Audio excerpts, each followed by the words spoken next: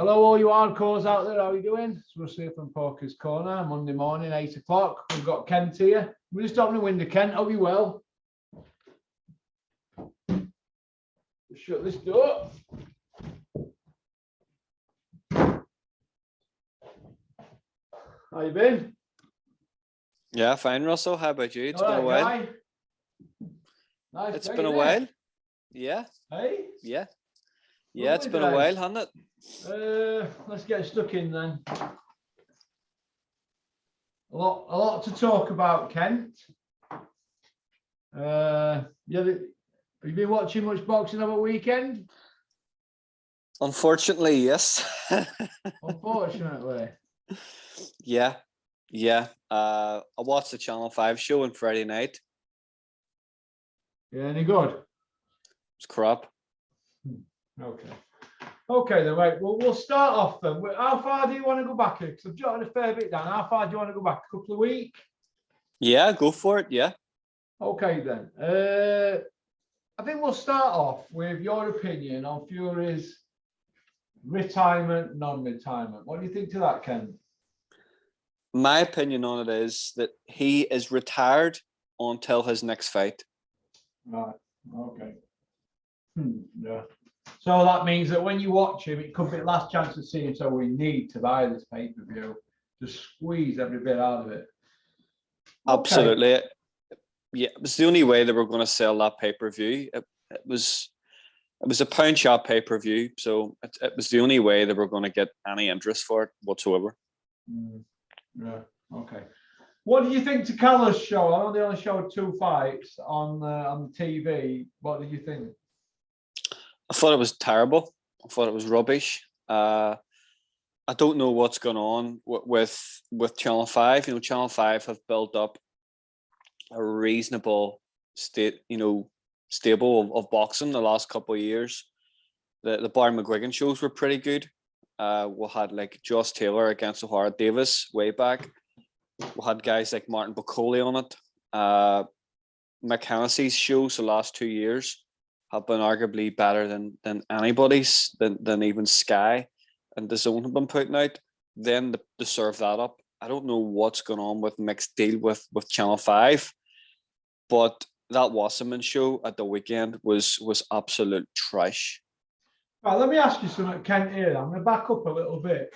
Do you feel now that TV producers, like the ones at Sky, Channel 5, ITV, BBC, do you feel that all them guys who've all had big deals with Mick Hennessy over the years, do you feel that these TV people are now looking at people like Eddie Hearn and Calla Sowland as the faces for boxing and how we should sell it, promote it, and be a cheeky champion? Because Calla Sowland at the weekend, every interview I watched, and I watched most of them, every time I saw him, he was trying to be Eddie Hearn, but with a bit of laddishness in him that I take a bit of that and I'm a bit of a Jack the Lad. Because I heard him going on about sparring and this and that and how he likes to fight on the tarmac and all this. Everybody knows, Calla, that you've been on juice 5 years, mate. We know it's rife boxing with juice. I've been offered Roy's, even me. There's more greyhound. There's more meat on a greyhound's knacker than me, and I've been offered them, and even I know the bad fear. Calla, you're not a tough guy, Calla. You're not an Essex gangster. You're not a Tottenham Hotspur football hooligan. You're a spoilt rich brat who's popular because you shove loads of that up your hooter. That's it. Stop trying to be Eddie Hearn, Calla. Be yourself. You're better than that, and you're better than him. Although they're both from Silver Spoons, aren't they? I don't know what he's talking about. No, him and his brother were private school. You know, they went to private school growing up. So I don't know what he's talking about. He's talking about on tarmac on hard road. I don't mean on hard road. Calla, private school, mate. Get a grip of yourself. He's talking out of his backside, to be honest. But going back to the card, Russell, it was trash. It was crap. I didn't enjoy any of it. I thought Tom Selleck was an actor, not a heavyweight boxer.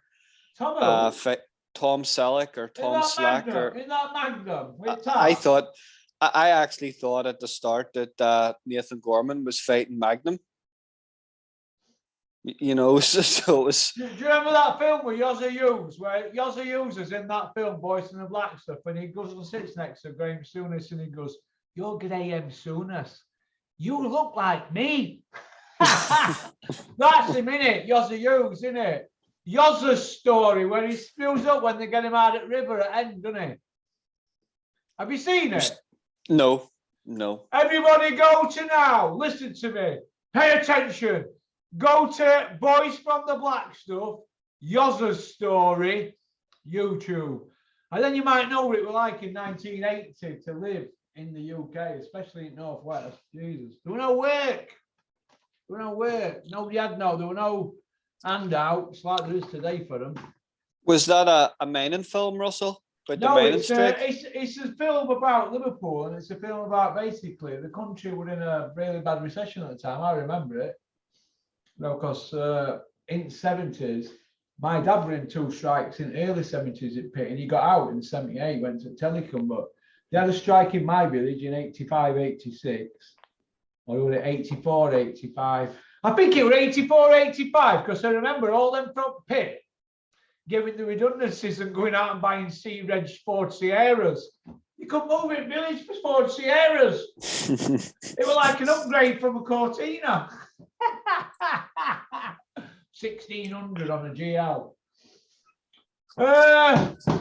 Right then. So all in all, how do you want to round that or what we just spoke about then? It was just crap. It was terrible. I didn't enjoy it. You know, we've got Ricky Hatton on holding pads and being this great coach, and the commentary we're talking about. There's no better man than to have in your corner than Ricky Hatton. And I'm thinking, many champions has Ricky Hatton trained as a coach? None. Many has he brought through from zero to actually win a title. Did Lucas Brown, or did he manage him? He promoted him and managed him. Well, he did well to get Brown a belt, but he didn't hold it long, did he? Yeah, well, to be honest with you, Russell, Ricky Hatton's promotional deal with Sky at the time was arguably he was putting on better shows than Matchroom and Frank Warren at the time. His shows were absolutely brilliant. And then Sky and Barney Francis went all into the Matchroom, and as we know, the rest is history. But I really didn't enjoy that card the other night, and we got that YouTube guy, that Jersey Shore reality guy on boxing. It was just crap. Didn't enjoy any of it. Gimmicks. Do you remember the Scott Quigg fight when he were with Ricky Hatton? Didn't he walk from his house round to arena? I think it was all recorded. I think it was. I don't think he actually did it. I think it was actually pre-recorded. Yeah. Because if you look at the editing and all, it's pretty well cut and it's pretty well presented. I think if we're doing something like that live, it wouldn't be as rehearsed or as polished. But yeah, it got people talking about Scott at the time, so it got him a wee bit of publicity at the time and exposure. So why not? Yeah, I'm not. You know, I'm not a big Hatton fan. I've seen him at many shows, after parties. He's not my cup of tea. No offense against him. He's done well. He played that man of the people card well, but he only gives a shit about himself, mate, to be honest. And if he had any balls, he'd go get in ring with Barrera, but they're just dragging it out. We had all this with Robin Reed, didn't we? We were going to fight Robin Reed. And there was somebody else who were going to fight as well 18 months ago, 2 years ago. We're going to have another. I don't think it happens. You know, when you're having a fight and you're training and you get fit, well, then all of a sudden you've got to come out and go, it's going to be another 5 months. He won't fight. Trust me, he won't be able to keep fit for 5 months because he just go off the rails. So he's just wasting everybody's time, even his lads. He's a fucking mess. I have no time for him. Right, let's move on. The Bob Father says Yard Batavia, or Beaterby, whatever you want to call it. It's the done deal October. What do you think, Ken? I think it's the only way they can progress Yard, and how can I say this? They know at domestic level he can be beat. Yeah. He's been beat at domestic level. If he's beat again at domestic level, there's no way back for him. But if they go up against Beterbiev and lose that fight, they can say, yeah, this guy's 18-18. He's a beast. He's the best in light heavyweight. They can go down that road again. So it's safe for them to go and fight arguably the best light heavyweight in the world. It's a win-win for Yard and Tunde, isn't it? Because they're going to get paid. They're going to get a crack at the 3 of the 4 belts. And if they lose, they can bring him back, can't they? Because he's been in with the 2 big hitters in the division, hasn't he, now? Yeah, and they can always say, look at the likes of Boatse.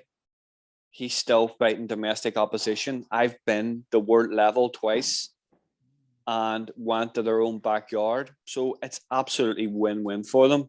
But if he gets knocked out, they can put him in with Callum Johnson, can't they? Because they're both been in with Beterbiev. They can go down domestic route. There's 3 or 4 fighters there at domestic level that sells, that makes money. But at the minute, they know they can't put him in at domestic level. They can't do that.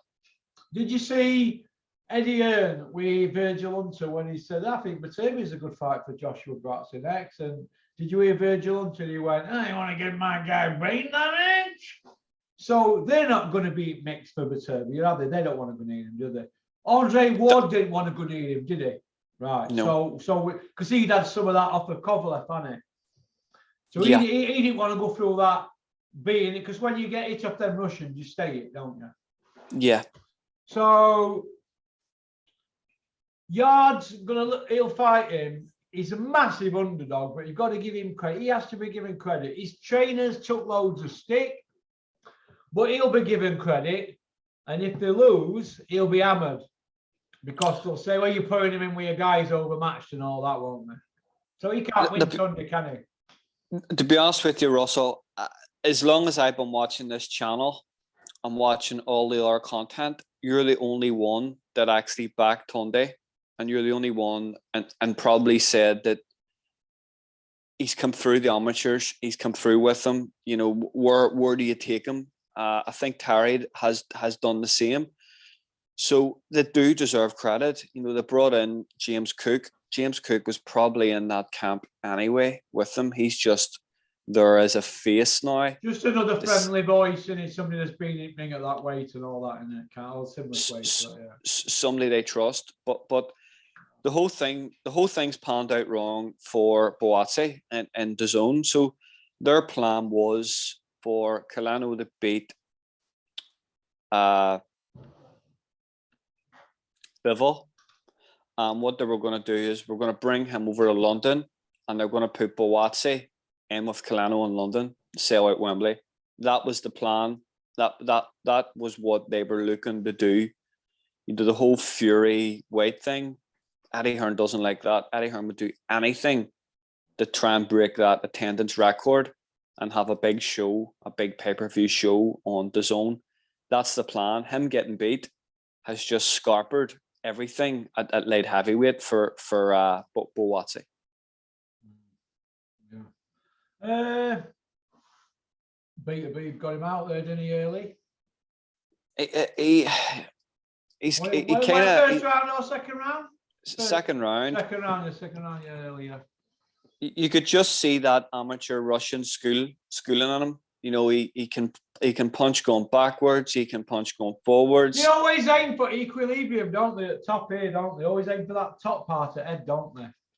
Yeah, and Triple G throws that shot as well. It's like a high bolo shot, but I think Joe Smith was absolutely tailor-made for Beterbiev. Just come forward a straight line. It was easy for him. It really was. It was easy as It was as easy as a world title fight. I don't think I've ever seen a unified fight like that.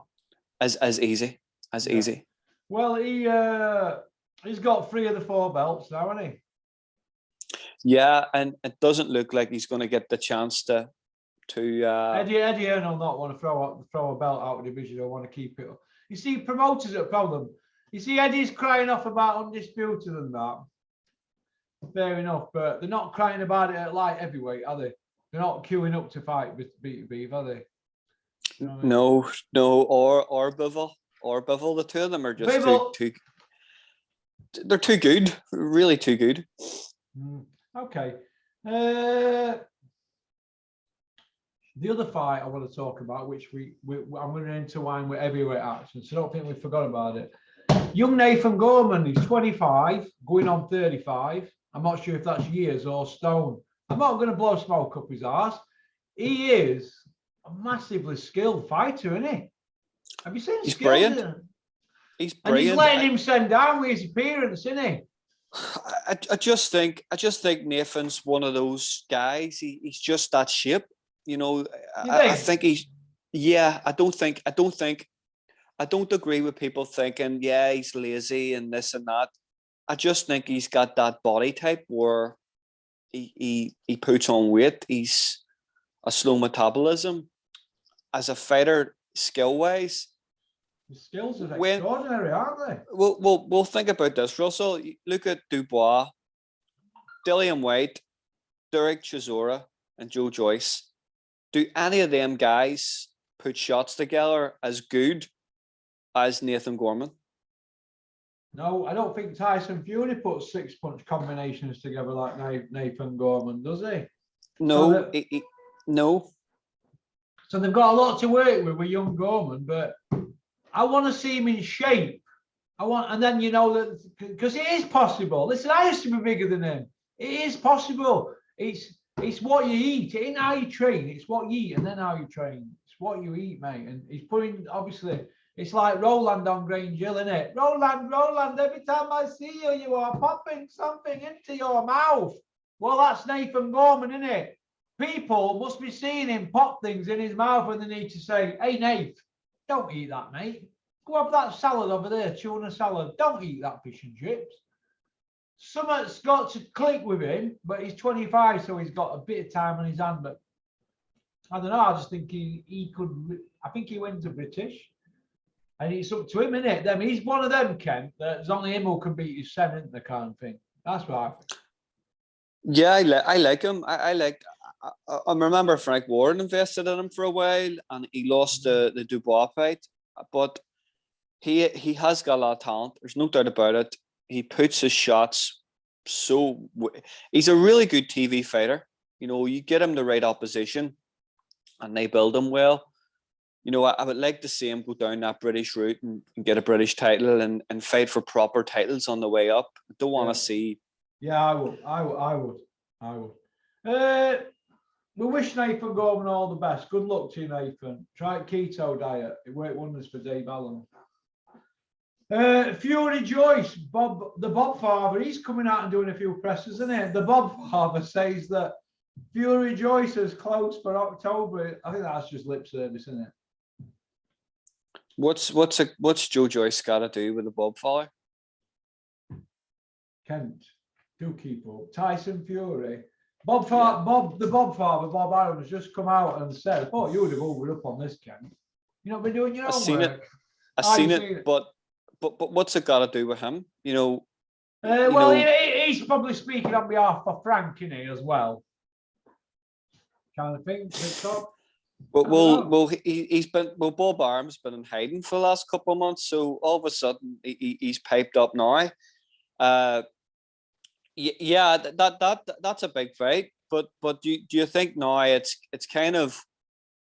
all down to, did Tyson Fury and Dillian White do anything at the box office, and is that their way of trying to recoup some money back on Tyson Fury? Because Russell, that 6-fight deal or 5-fight deal that Tyson had with Bob Arum, they blew a fortune on him.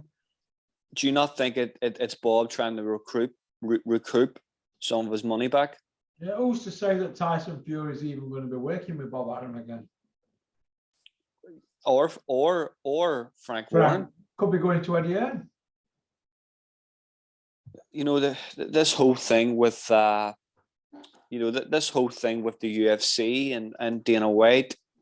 You know, what's to say Zuffa Boxing pops up and crops up. I don't see it, but there could be an avenue there. Listen, we all know that Tyson Fury suits himself and will always will. You know, Mick Hennessy got him there, got him in the position. He dumped him. Peter got him there as a trainer and a champion. He left Peter. You know, Tyson's loyal to no man. Well, we're going to see, aren't we? We're going to see, but it's going to be interesting moving forward. But I want to see signed contracts from Tyson Fury and Joe Joyce. I don't want to see Bob Arum coming out paying lip service to fans, just feeding us a lot of shit just to keep us happy. I want to see contracts. Let's see press conference, because you know when fights are announced, let's see press conference. Let's see them go out and pay fucking fortunes for these kind of things, you know, on framework, you know, billboard things that they piece together. Because I know what these cost and I know what they cost, what they are. Fortunes. So if they're going to make like what were fight that Frank was talking the other day, Joyce against Parker, they want no press conference with billboards and all that, was it? It was just chit chat on IFL, wasn't it? I knew myself it wasn't going to happen. They bumped into each other on a corridor at Wembley, and all of a sudden they were talking up this big fight. You know, firstly, at the time, we seen that Parker was with DAZN for years on pay-per-views and Sky. And then all of a sudden he's going to jump on as the B-side for Joe Joyce. Joseph Parker gets a fortune, has been getting a fortune for years, beating absolutely nobody, and has massive pay-per-view over in that Pan-Asian market.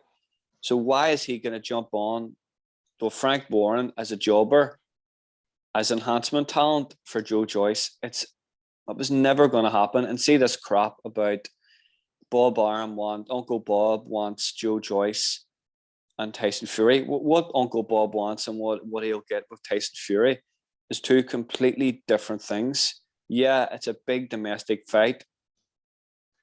Yeah, it probably sells out Wembley, but it's all about pay. Listen, Joe Joyce hasn't fought. And when was the last time Joe Joyce fought? Was Takam over a year ago? He's 37.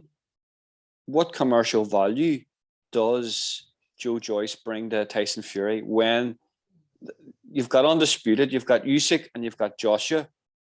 That's what people want to see. People don't want to see Tyson Fury in with Joe Joyce. They want to see Undisputed. So what he wants and what he gets is two completely different things. I don't want to hear about it. Yeah. Ken, do you feel that there's people in the industry that are kind of like letting Joe Joyce go stale? That's kind of the impression that people I know think. It's done.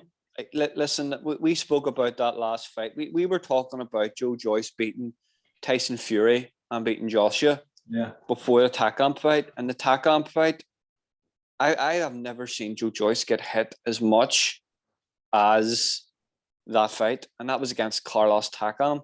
That was over a year ago. You look at Dubois now. Dubois got one of those regular super whooper, tuper, I don't know what type of belt he's got. I'm so confused with it. But look at Dubois and look at Joyce. Joyce has been on the shelf now over a year. What's going on with his career? I don't know. You know, at the minute he's fighting Christian Hammer. He always comes across as a big dummy to me anyway, Joe Joyce. That's how I look at it. He doesn't sell himself right, even though he's a great fighter. He doesn't sell himself right. I always think of him as slow. He's, you know, you're right. You know, he's won British, Commonwealth, European. He's won all those trinket belts. Ranked number one. He's ranked number one. And no, what's going on? You know, he's fighting. He's parked up, isn't he? Parked up. Parked up. Big meet against Usyk, August 20th, Saudi. It took 11 months to make for UK fans, and it's not in the UK. They kept talking about we're going to get it right for fans, and it's in Saudi, where they throw people off bridges, human rights, and all that. These people don't care about boxing fans. They care about money. The Rage on the Red Sea. Is that what it's called? That's nearly as good as that Total Carnage one, isn't it? Chisora and Pula combined age 80 and 11 months, or is it 8 months or something? Had their ages up, they're 80 odd. Pula and no, Chisora. Well, Chisora's 38 and Pulev's 41. There you go, 80. So Big Meech is going to fight in August then in Saudi. They're going to take the money. Now, Big Meech has gone to DAZN. Big Meech gets beat in July. So what's the package from DAZN that were better than Sky? Because Eddie Hearn probably knows he's going to get beat, or they have to have a plan B. So how they work it, these top promoters, they'll have a route over the next 18 months for Joshua now. And their route will be fight Usyk, but it's a 50-50, he could get beat. This is what we're going to do after him. They're probably going to go on a world tour, I think, after, because they don't really know where for him to go if he gets beat. Is there only Fury? And that fight would lose its sparkle if Usyk beats Joshua, wouldn't it? It's DAZN all over, really, isn't it? When is DAZN going to get any money back from any investment of boxing? Let me just tell you this: DAZN have pulled a coup, because if they've given him shares, haven't they, in company to get deal of at line, right? If that company goes under, them shares don't mean diddly squat. So that's saving them gaining more money. So they're probably playing it safe. The fact that they're giving him shares of the company means they don't think it's going to last. That's what I think. It's a bit like Box Nation, isn't it? Didn't Frank Warren at one point want giving everybody shares in Box Nation? Everybody had shares in it, didn't they? What Box Nation's got Saunders and Jerry Fletcher Commonwealth title fight on Saturday night. I bet you 500 people didn't watch that. That's right. I'm telling you so. Look, the easiest one in book is, look, I can't afford to give that kind of money, but you can have shares in company. That means company's not doing so good, because if DAZN were thriving, do you think they were going to give him shares in it? No, that's not how it works. So if DAZN got tits up, Joshua's lost his shares, hasn't he? But he hasn't lost money that they've handed him. They've kept the money. Give him shares, let him go sort of buying. They're going to put so much pressure on him now, Joshua, to get that place, to get that launch. It's going to be unbelievable. They'll be pulled about all over the place. You watch. It's kind of damage limitations, really, isn't it? He's lost twice. He lost to Andy Ruiz on 6 weeks' notice, and he got beat by Usyk, outclassed. So, how many more fights at that level do you think that AJ is actually going to win? Well, let's go through the top list. Tyson Fury's main man in division. He just rips Joshua, no arsehole. Usyk beats him again. Third person, Wilder, puts him into orbit. Yeah. Who does that leave? It's a bit threadbare after that now, isn't it? Ergovic, Ortiz, all that next lot. Dylan White kind of thing. Joe Joyce. Yeah, but they're not all elite either. They're all like that next tier, aren't they? Yeah. I think that next tier is enough to beat Joshua, or enough for it to be a 50-50. Do you? Absolutely, yeah. Absolutely. I mean, they're saying there's nobody for Joshua to fight. Listen, he could fight Stan Ogden off Coronation Street or Kane Dingle off Emmerdale.